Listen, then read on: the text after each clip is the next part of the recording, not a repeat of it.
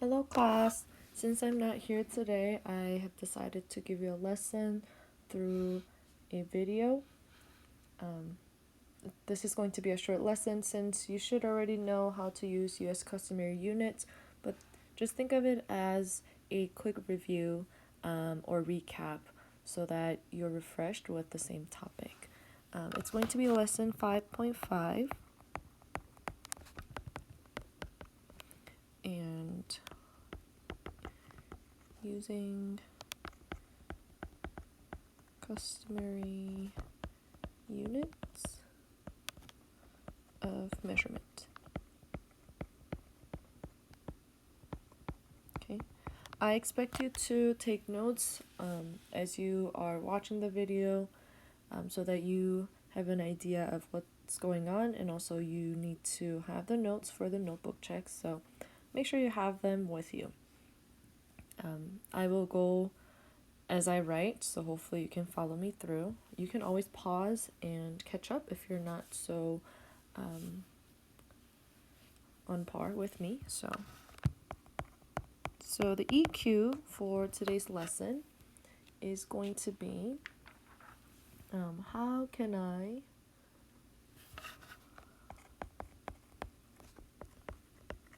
or how can you, I guess. How can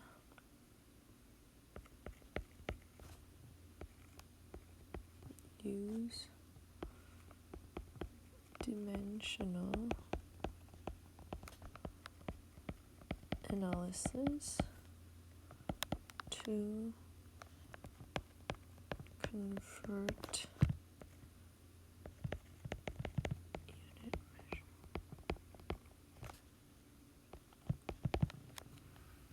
Okay, so how can you use dimensional analysis to convert unit measures? I don't like how it looks, so I'm just going to, there you go.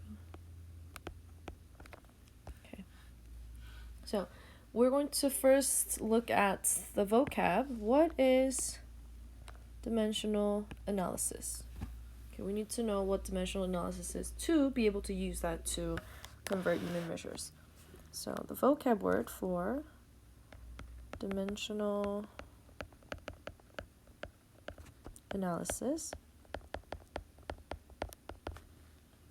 Okay, basically this is a process to decide, hey, which unit factors do I have to use? So it is a process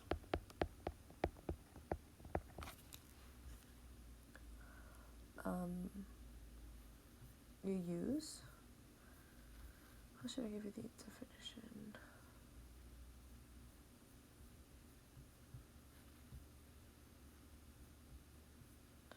Sorry, hold on. Process of analyzing. Okay, what are we analyzing? In this case, we're working with unit measures, so we're going to analyze units.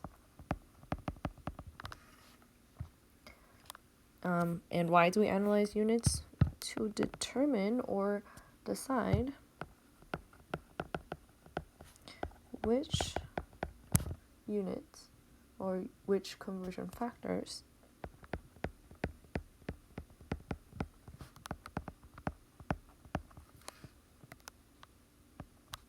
to use. Okay, the process of analyzing units to decide which conversion factors to use. So really the point of this lesson is to know which factors you should be using, to find out the answer. So if you look into the textbook or if you look into the notes, I'm going to give you guys a list of customary units of measure. You should know them, but just in case you forgot, I am going to go over them.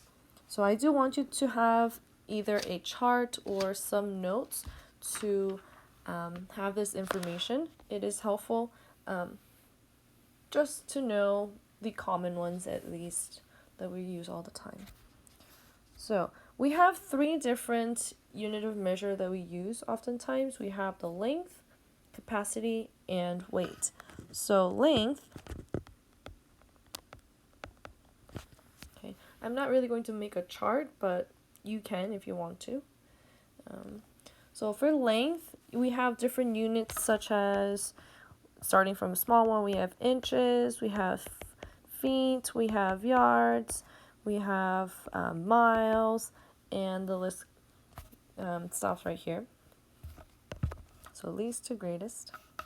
Okay, now I am going to use the bigger unit to be the standard unit, and I am going to write it down. So for 1 foot, we have 12 inches.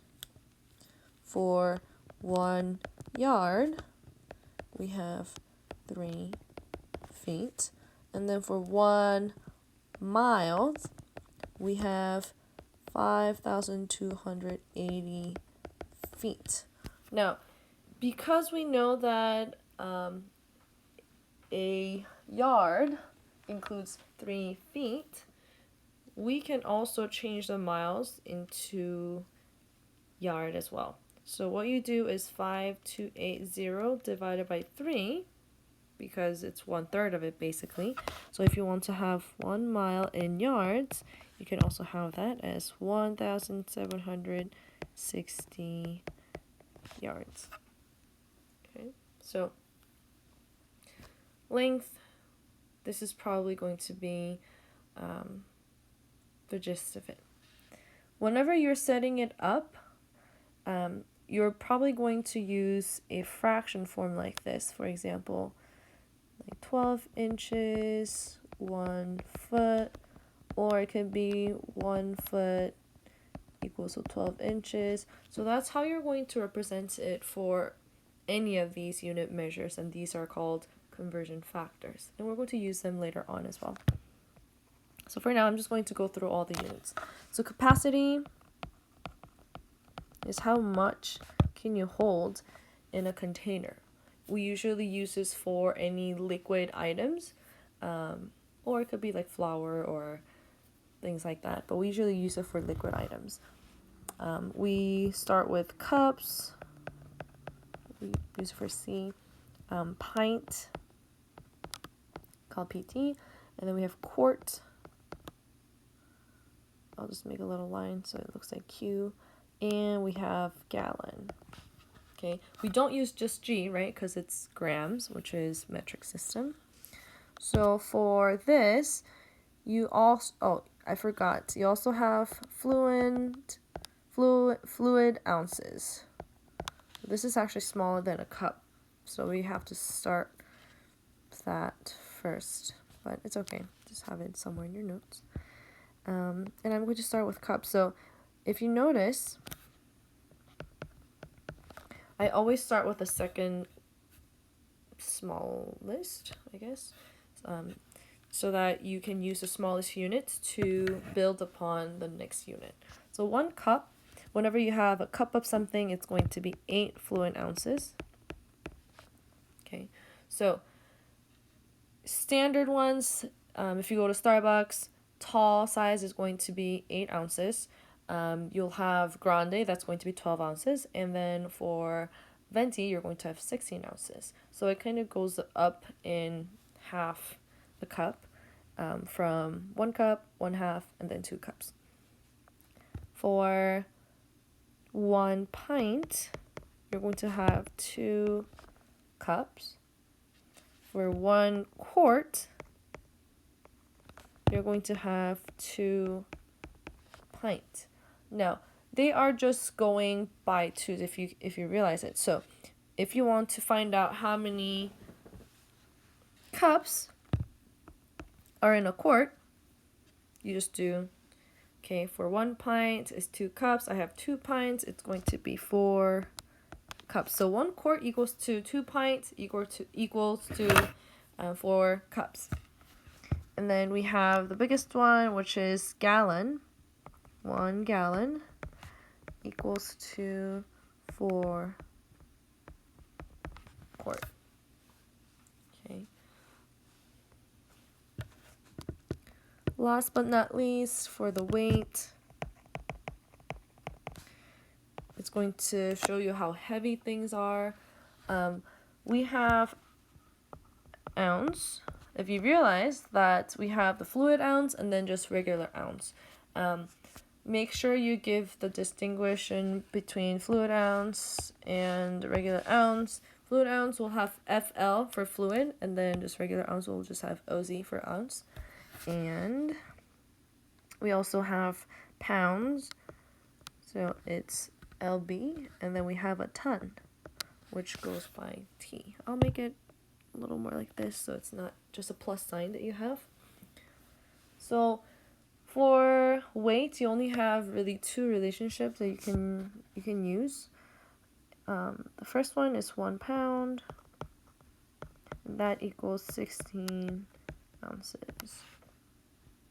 And then we don't really have anything else until we reach 1 ton, which is going to be in 2,000 pounds. So from 1 pound to 199 until you reach 2,000, you really don't have anything else to describe it.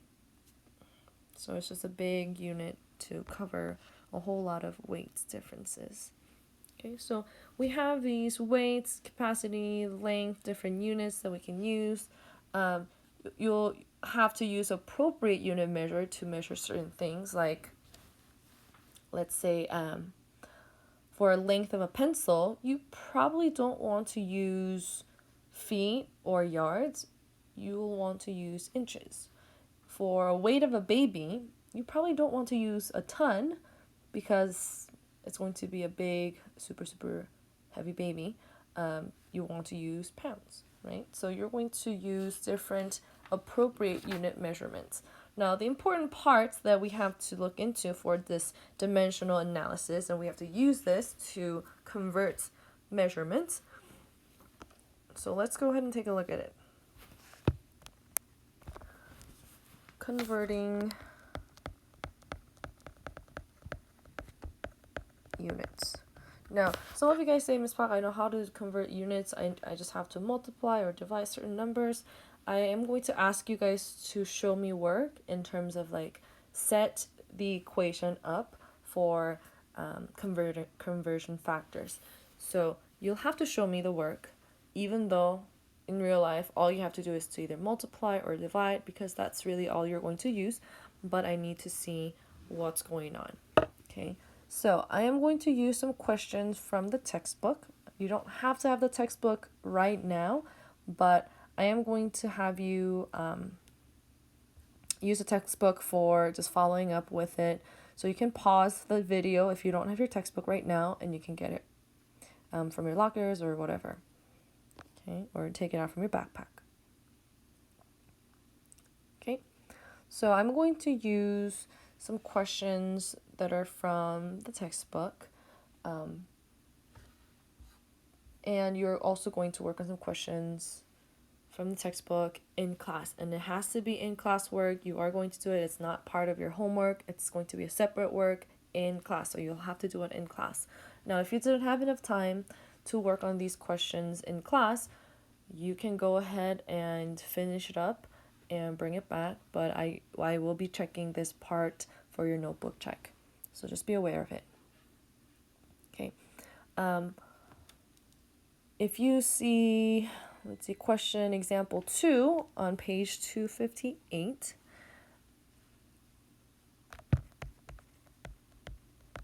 Like I said, you don't have to have the textbook for this one. I'll be writing the questions down, but you can always go ahead and grab your textbook.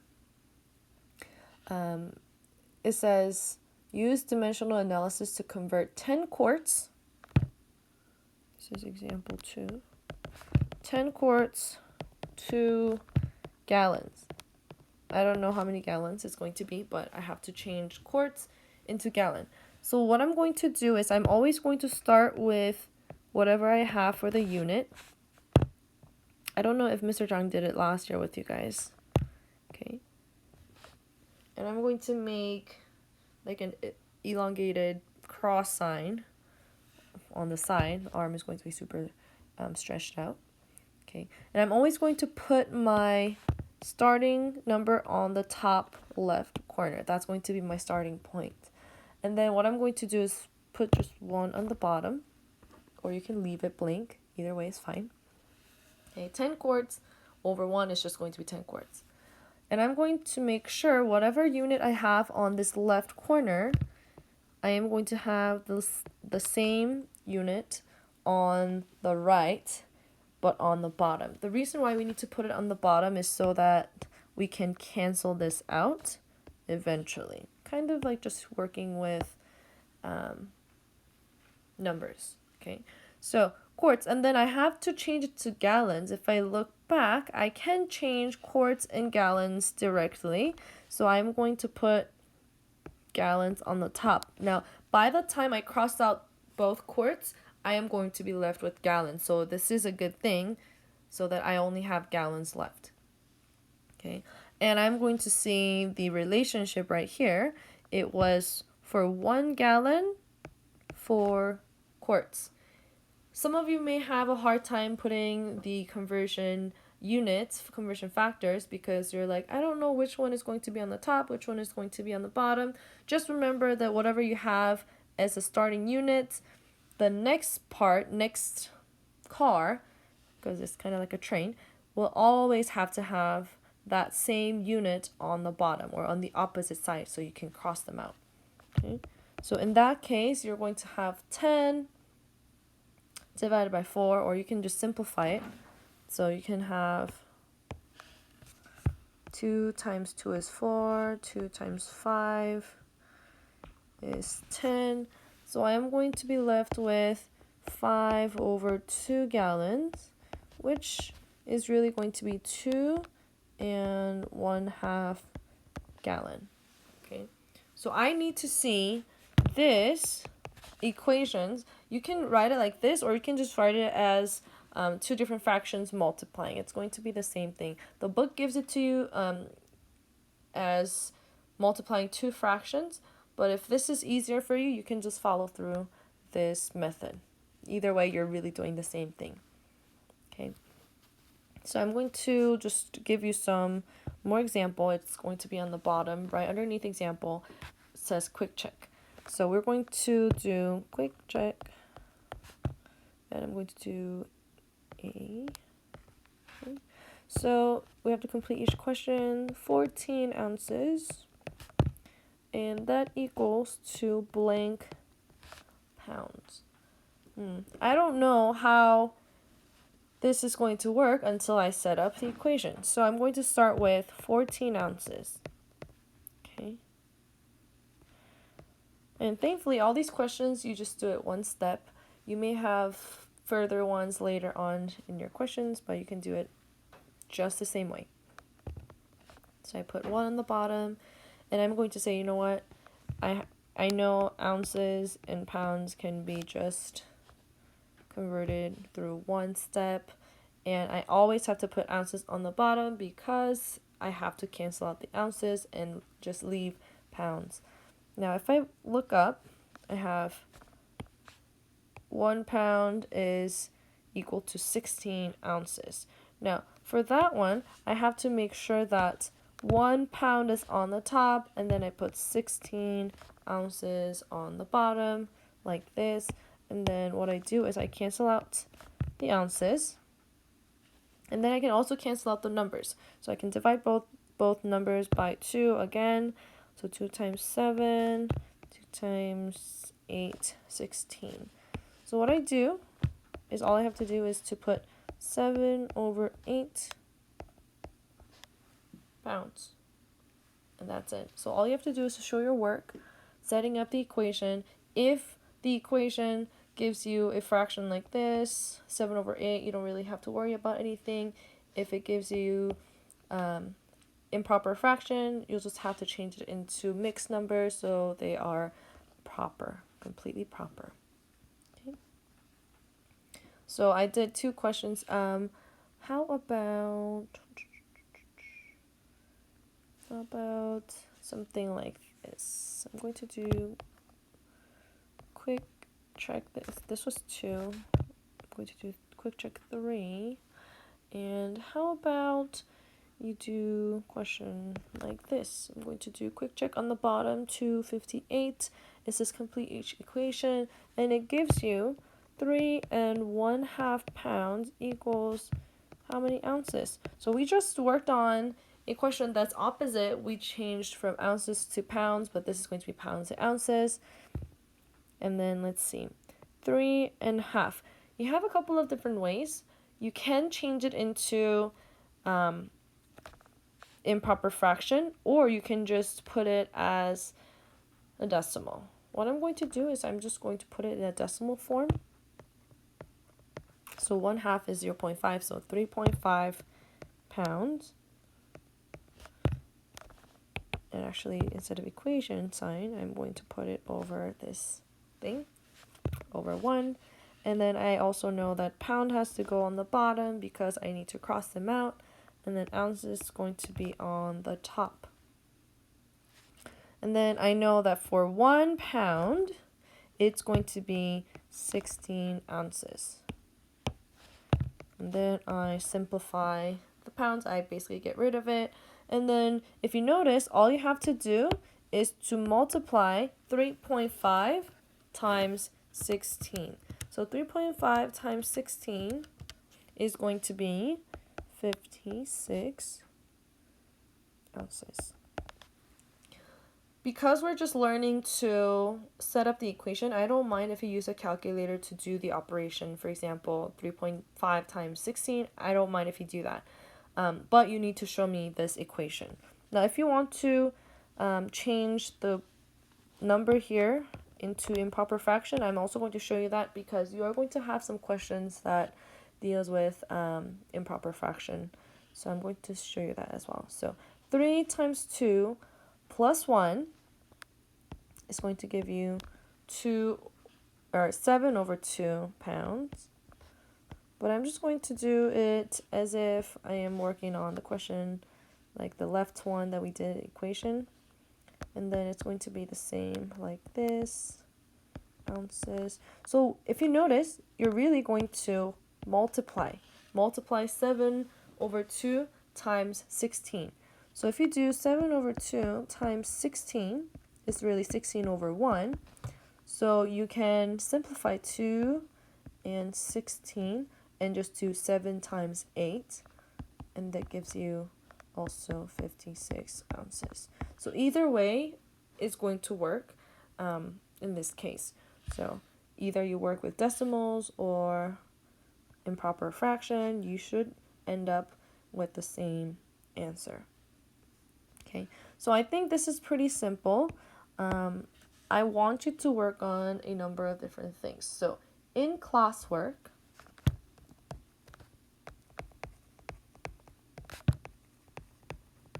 okay, is going to be from page 259. Okay, and you are going to have your homework from the textbook, so you're not going to work with the even numbers, but you're going to work with the odd numbers in class. So you're going to do 5 through 9 odds. And then I want you to try, actually this is not going to be part of your homework, but I want you to try 11 through 17. They're matching, so you're going to work with matching questions. Even though you can guess, I don't want you to guess completely. I want you to work on the questions and then set up the equations and then show me what is the answer: A, B, C, D, E, F, G. So you have 7 options to choose from. Okay, so you can work on these questions, 5 through 9 odds, and then 11 through 17, which is probably half of the page. Okay, so you can work on those questions. If you need to get your textbook, like I said, you can go ahead and get them. If you don't have your textbook with you at the moment, or if you left it at home, you don't have any extra, you can either share with your partner, or I have an extra textbook on the front of the classroom, like desk area, so you can grab one and also use it. Just make sure you leave it back so I don't have to hunt you down. Okay, so in classwork, I will be checking, and then for your homework, if you're done with all the questions on in classwork, you can go ahead and start with your homework. Homework question is going to be from the same page 259, and 6 through 10 even. And then I'm going to skip over, and then I'm going to have 18 through 30 even. So this is more of a calculation problems that you're going to have. I'm not really having you do like choose an appropriate unit of measure.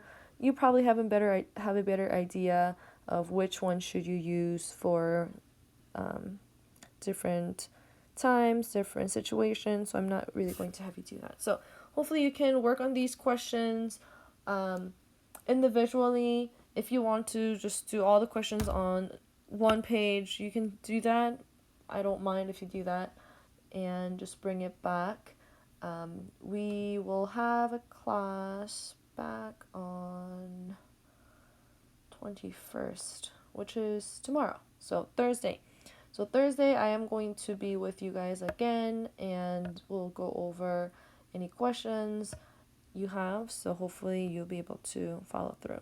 So hopefully you're done with all the notes, and I will see you guys tomorrow. Okay?